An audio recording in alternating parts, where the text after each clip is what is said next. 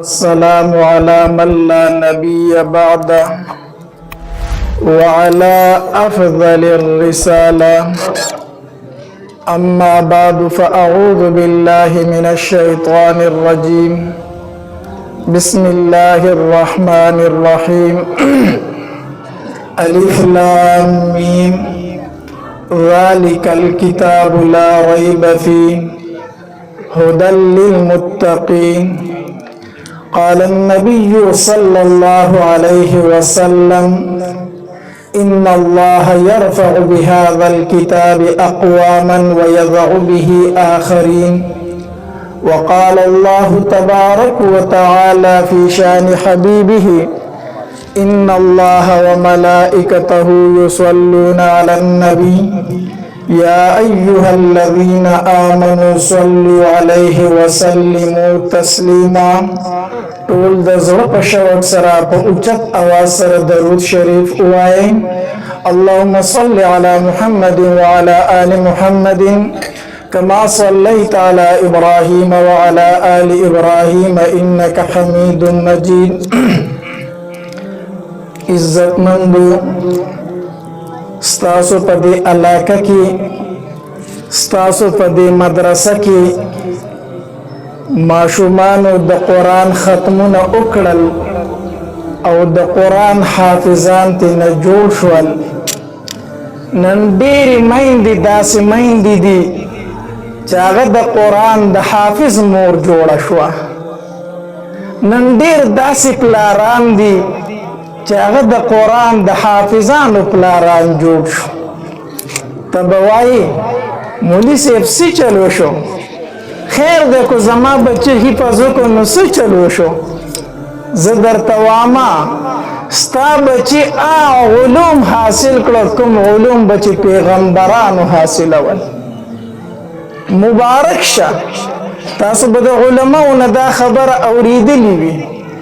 وی کم بچه چې قرآن حفظ کی د نبوت علوم حاصل کړو. د دې خبرې مقصد څه دی؟ د دې مطلب څه دی؟ مخکې چې څومره آسماني کتابونه تیر شوي دي د هر آسماني کتاب حافظ به صرف د زمانې پیغمبر و. د تورات حافظ صرف موسی علیہ السلام، د انجیل حافظ صرف عیسی علیہ السلام، د زبور حافظ صرف داود علیہ السلام. د زمانه پیغمبر چې په پلار باندې روانو خلکو به ډیر تعجب کو وی وګورئ دا د آسماني کتاب حافظ دی. نن ستا بچی قرآن په یادو باندې یاد کو. دا اعجاز الله صرف قرآن لور کړی دی چې پیغمبر خو فرید وا امتی خو فرید وا. په امتیانو کې چې کوم هغه ماشومان چې تر اوسه لا بالغان شوي نه دي هغه الله د قرآن حافظان جوړي. هغه د الله د قرآن حافظان جوړ کړو. ته دې وجې نه چې کوم ماشوم د قرآن حفظ وکړو د هغه علوم حاصل کړه چې کوم به پیغمبرانو حاصلول. ته ما ته وایي مولي صاحب څه چلو شو؟ که زما بچي حفظ وکړو زه هم ای مورې ای پلاره نن ستا بچي حفظ وکړو په اسمان کې الله فرشتو ته وحی وکړه ای فرشتو لاړې شئ د حافظ قرآن ملګري شئ. فرشتې تپوس کوي د الله نه الله څه چل وکړو؟ د حافظ قرآن اعمال لیکو؟ نه الله موږ سره لاړې شو چې اعمال لیکونکي فرشتې شته زموږ بس ذمواري. الله تبارک وتعالی ورته وفرمایي ای فرشتو لاړې شئ تاسو د حافظ قرآن استقبال ته ورشئ. تاسو د حافظ قرآن سیکورټي ګارد لاړ شئ. تاسو د حافظ قرآن حفاظت کوئ. مون خلق وایو کنه هلکه سیټ ته شئ. ایم پی ای صاحب را روان دی امینه سب را روان دی، افسر را روان دی، ملک را روان دی، نواب را روان دی، ټوپک مار دی ورسره. داسې وایو که نه؟ ایم پی ای صاحب ایم این ای صاحب تلار پرېږده، سیکورټي ده ورسره، ټوپک مار دی ورسره. زه وایم ستا د ایم پی ای سره، ستا د ایم این ای سره د دنیا انسانان ټوپک مار دي، د انسانانو سیکورټي ورسره روان ده. زما د حافظ قرآن سره د الله فرشتې په سیکورټۍ کې روانې دي. زما د دې حافظ په دې سر چې دا سپینه چوپټ کې اچولی دی، زما د دې حافظ چې دا توره پګړۍ والې ده، د دې سره د الله فرشتې په سیکورټۍ کې روانې دي. زه وایم ای پلاره، ای مورې، ای د حافظ قرآن مورې، الله په تا نن داسې خوشحالي راوستې ده چې نن شپه ته مه وده کېږه. نن شپه ستا د حافظ قرآن بچی کور ته درغی، دی په کټ کې سملاسته اوده شو. ای مورې، ای پلاره، نن خوب مه کوه، راشه د دې بچي سر ته دې ودرېږه او ځان ته د نبي علیه السلام دا حدیث رایاد کا چې د حافظ قرآن سره د الله فرشتې وي. ووایا نن زما په کوټه کې زما د بچي سر ته د الله فرشتې ناستې دي. ای مورې، ای پلاره، نن چې په دسترخوان باندې ډوډۍ ته کېناستې او ستا سره حافظ قرآن بچی ډوډۍ ته کېناستو، ځان ته د نبي علیه السلام دا حدیث رایاد کا چې د حافظ قرآن سره د الله فرشتې وي. ووایا نن زما په دسترخوان باندې زما سره د الله د رحمت فرشتې ناستې دي. دا کمزوري مه ګڼئ رونو، دې مولانو ته دې طالبانو ته سپک مه ګورئ. زه توک ورته سپک ګورو، د دې قدر الله کوي، د دې تعظیم الله کوي. ستا د جماعت امام ستا په کوڅه کې روان دی، تا له مخې ته درغې، زه تا ته وامه ته په دغې ځای باندې خپه نیولی شه، دا مولي صاحب تېر شو راوګرځه، د خپل جماعت امام ته د شان نه ګوره او ځان ته د نبي علیه السلام د حدیث رایاد کا چې د حافظ قرآن سره فرشتې رواني. ووایا نن زما د کلي په کوڅو کې د الله د رحمت فرشتې ګرځي. ته امام ته سپک ګورې، ته ملا ته سپک ګورې، ته طالب ته سپک ګورې، الله به درته سپک وګوري. حدیث مبارک کی راضی نبی علیہ الصلوۃ والسلام فرمائے من اہان العالم اہان العلم، من اہان العالم، چاچے دا عالم تسپک وقتل فقد اہان العلم، دا علم تسپک وقتل. من اہان العلم، چاچے علم تسپک وقتل فقد اہان النبی، دا نبی علیہ الصلوۃ والسلام تسپک وقتل. من اہان النبی، چاچے نبی علیہ الصلوۃ والسلام تسپک وقتل فقد اہان جبریل، دا جبریل علیہ الصلوۃ والسلام تسپک وقتل. من اہان جبریل فقد اہان اللہ، چاچے جبریل تسپک وقتل دا اللہ تسپک وقتل. او من اہان اللہ اہانہ اللہ یوم القیامہ، چاچے اللہ تسپک وقتل اللہ بورتا پورز دا قیامت سپک وګوري. کو عالم تا دې سپک وقتل اللہ بدر تسپک وګوري. علماء و طلباء تسپک مګورئ ورونو، کو زه تو قدر د عالم او د طالب نه کو قدر څوک کوي؟ الله قدر څوک کوي؟ حدیث مبارک کی راځي اذا مات حامل القرآن، هر کله چې حافظ قرآن وفات شي اوحى الله الى الارض، الله تبارک وتعالى زمکه ته وحی وکي الله تاكل لحما، ای زمکه د حافظ قرآن غوښه به ګورې نه خوري، د حافظ قرآن غوښه به نه خوري. ای زمکه دا د معمولی انسان نه دی درغلی، د ده په سینه کې 6666 آیتونه مبارکه پراته دي، د ده په سینه کې د بخاري احادیث پراته دي، د ده په سینه کې د مسلم احادیث پراته دي. الله تاکل لحما، ای زمکه د حافظ قرآن غوښه به نه خوري. زمکه وای قالت الارض زمکه وای ای وربي ای زما ربا کیف اكل اللحم زبد دغه څنګه خورم وکلامک فی جوفی د چا پسې نه کې چې ستا کلام پروت دی پس مکه باندې الله د حافظ قرآن غوښې څه کړي دي حرام کړي دي جواب ولې نه راکوئ ستړي یې الله پس مکه باندې د حافظ قرآن غوښې څه کړي دي حرام کړي دي دا نسبت په ما ته نه کوي چې دا مولي صاحب ویلي دي دا زه نه وم دا د دواړو جهانو سردار فرمایلی دي چې الله پس مکه باندې د حافظ قرآن غوښې حرام کړي دي الله علماو لیکلي دي وی په کوم مقبره کې چې حافظ قرآن دفن شي الله په دغه شپه باندې د تمام مقبرې والو نه عذاب پورته کوي الله یا علماء طلباء تسپک مګورئ دا کمزوري مه حسابوئ الله عذر تسپک وګوري دا د الله نازولی دی په مقدس مکه باندې حدیث مبارک کی راضی نبی علیہ الصلوۃ والسلام فرمائی من سلک طریقا یطلب فیه علما سلک الله به طریقا من طرق الجنه کله چې طالب د قران نه روان کله چې طالب د کور نه روان شي د قران د ذکر لپاره روان شي الله تبارک وتعالى ورته فرمایي اے طالب ته زم مدرسې ته ما درته د جنت لار آسان کړه وإن الملائكة لتضع أجنحتها رضا لطالب العلم فرشتي د طالب قدمونو ته وزرګ دي الله تبارک وتعالى فرشتو ته وي اے فرشتو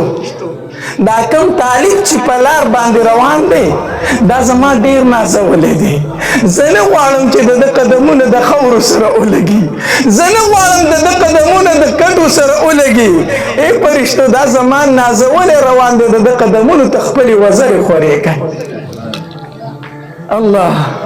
بیا حدیث مبارک کی راضی نبی علیہ الصلوۃ والسلام فرمائی وې د پارا یستغفر له من فی السماوات ومن فی الارض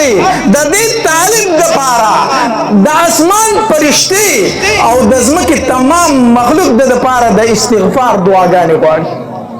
مغفرت ولا غواړي والحیتان فی جوف الماء په اوبو کې چې کوم میان دی هغه مولا او طالب له دعاګانې غواړي الله زه طالب زه ته په طالب او مولا په جسته کې بیان کوم ما تاسو یو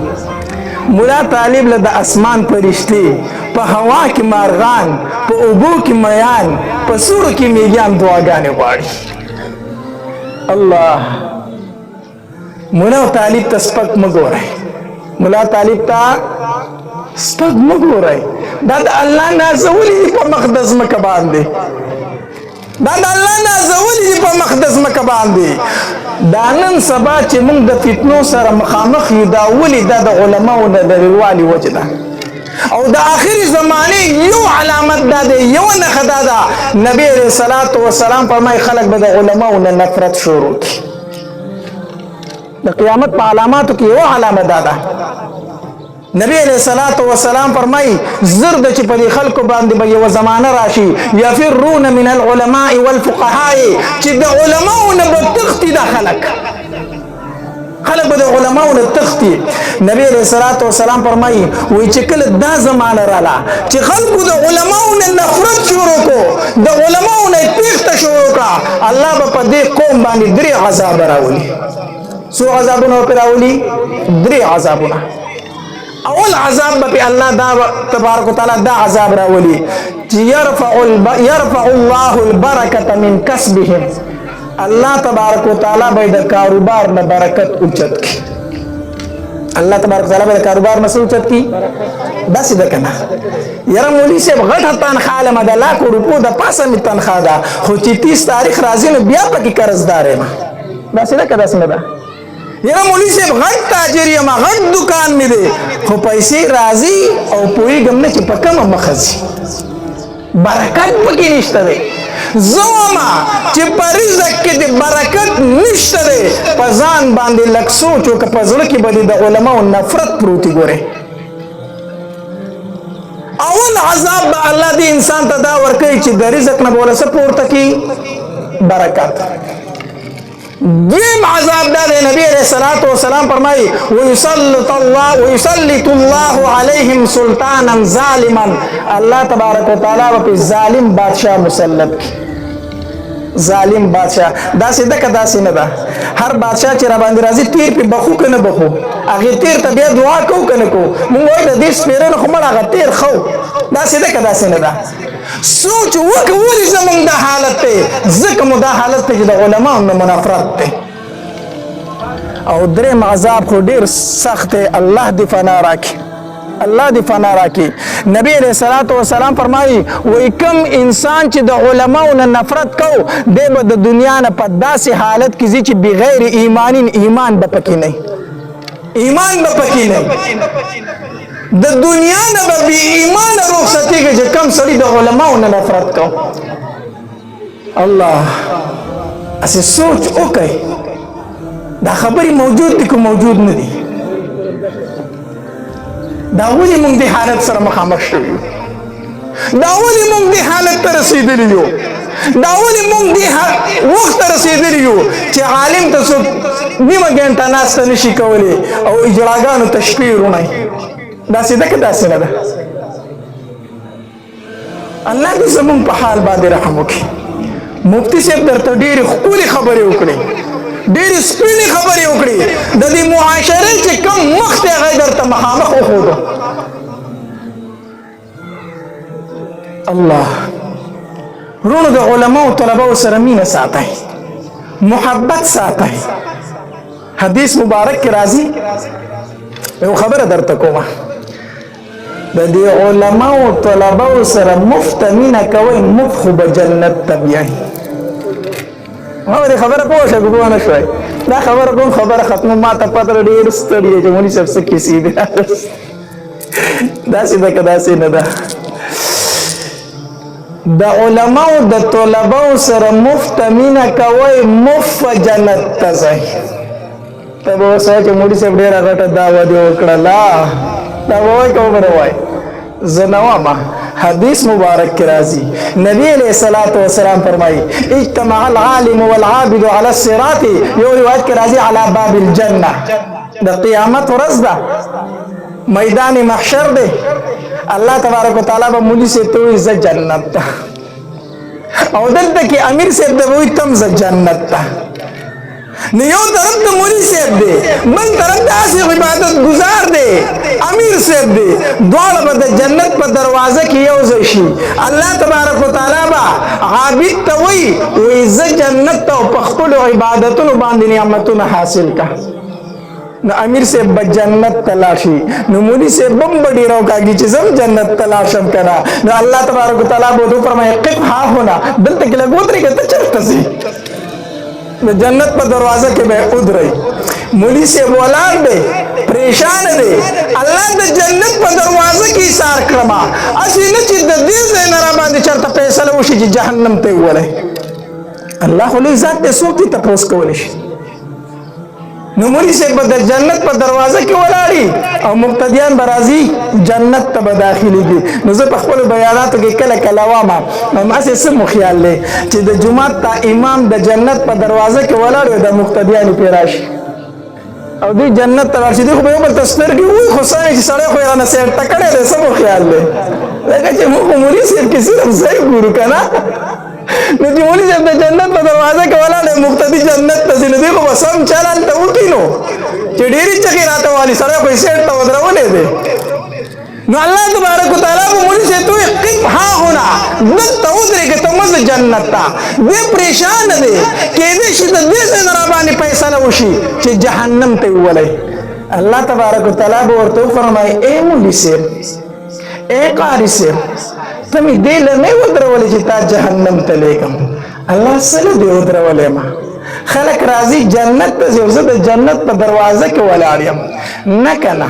دا نور خلک ځان ځان له جنت ته ځي یوازې جنت ته ځي او چې تم یوازې جنت ته ځي نو پته او په دوی کې خو فرق پاتې نه شو تا کې فرق پاتې نه شو الله څه وکړمه نه که نه ته به ځان سره نور کسان جنت ته بیایي الله څومره بوځم لس تنه نا شل تنا نا لک کسان نا بلکا نا سمر بوزم حدیث مبارک کے راضی اللہ تبارک و تعالی بو تو فرمائی ہر خغ انسان د ځان سره جنت تبوز چې تور سره مینه کوي ته دا دی معلوم دی نه مفتی سے یو خبره وکړه چې تا د مولوی صاحب قدر کړی او عزت ته کړی کنه او الله تبارک وتعالى له ټول اختیار ورکړي چې د چا سره مینه کوي ځان سره جنت ته بوزا هغه ویرا دا پلان کې چې صاحب پکې ورینه بوزم د خو زما ډیر خیال ساتلی و بیا به کو نه بری بیا او چې تا ولا زور سوي نو خو چې ته په جنت کې په سترګو بیا بد لګي صحیح ده کنه په جمعات کې ولا زړه سوي خبرې دی ورته کړي پنځه مې ته بار بار غړي ته ګوري الکه ټیم پر الکه د خدای مسلمان ستانه ته خو نه راغلي جمعات ته راغلي دا خو جمعات ته تانه خو نه دا چې پنځه منټه د پاسه شو پتا ور خدای دا خو انسان دی دا مولا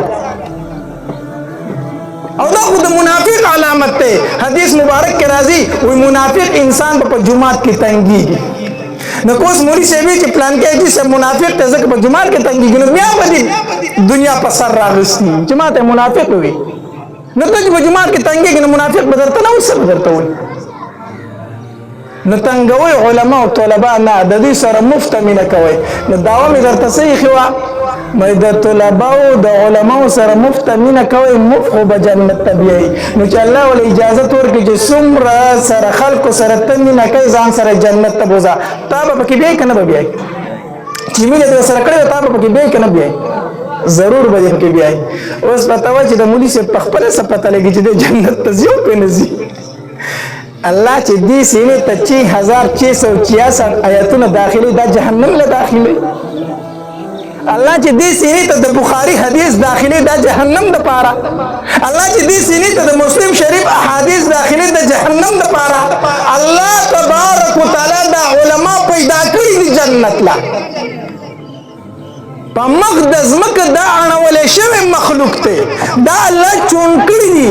اړولې دي ورکړي دي او د علماء او طلباء نفرت مکوي ورنه په اولاد کې به عالم او حافظ پیدا نشي مولانا محمد عمر فالنفوري رحم الله په خپل کتاب کې لیکلي دي وای کم انسان چې د علماء نفرت کو په لسو پیړو کې به الله د په اولاد کې عالم او حافظ پیدا نکړي کوم انسان چې د علماء نفرت کو لس پیړۍ لس پوښته به د عالم او د حافظ نه محروم تاسو ونه کړه د علماء او طلباء نفرت ونه کوي د علماء او د طلباء سره مینه کوي محبت کوي او مولانا سیو مدرسې رزمکه اغستی دا زمکه اغستی شوی دا پیسې ادا شوی دي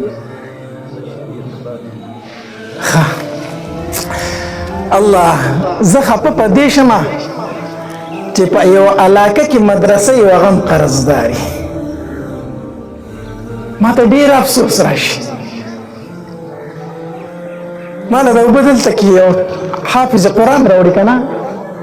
ما واغستې او مینس کې دلته مې کې خو دي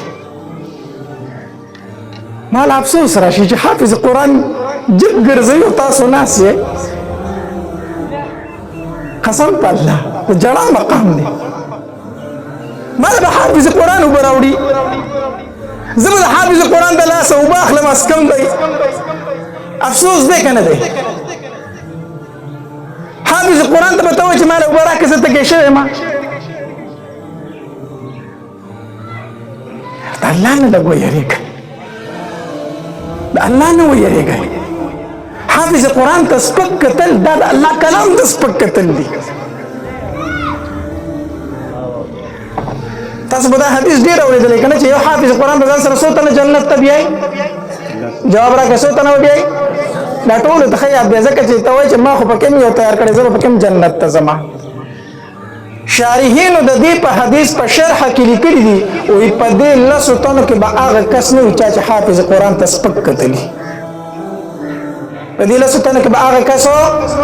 په دې لسو تنو کې به هغه پلار نه وي کوم پلار چې حافظ قرآن بچی ته سپک کتلی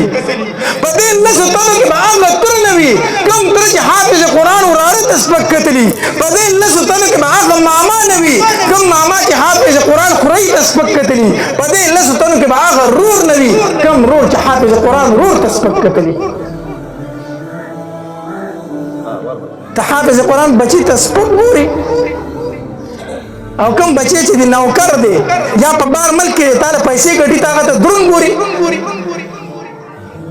دا پلار چې حافظ قرآن ته سپک کتلی دی به جهنم ته رواني حافظ قرآن به راشي سپارش پکوي الله تعالی ته ویلو چې لس تنه به ځان سره جنت ته بیایي الله زما پلار جهنم ته روان دی الله تبارک وتعالی به ورته وفرمایي ته د متعلق پر راته سپارش ځکه نه کوي چې د تا ته سپک کتلی او تا ته سپک کتل دا زما کلام ته سپک کتلو نو کم پلار چې حافظ قرآن بچی ته سپک وګوري کنه دغه پلار جنت ته نشي تللی بل کم کوجا دی چې هغه به حافظ قرآن ته سپک ګوري دی به جنت ته ځي څه مو خیال دی لاړ به شي جنت ته دا چې ښایسته بیانات اورېدلو دپاره زموږ یوټیوب چینل واجد اسلامیک سټوډیو سبسکرایب کې په دې به تاسو ته انشاءالله العزیز ښایسته واقعګانې او بیانات میلاویږي او د ګنټې د نشان د سره کلیک کړئ چې تاسو ته آینده نوې نوې ویډیوګانې مخې ته راځي او د خپلو ملګرو سره لازم شریکه کړئ والسلام ډېره مننه او په کمنټ کې سره ماشاءالله سبحان الله ولیکئ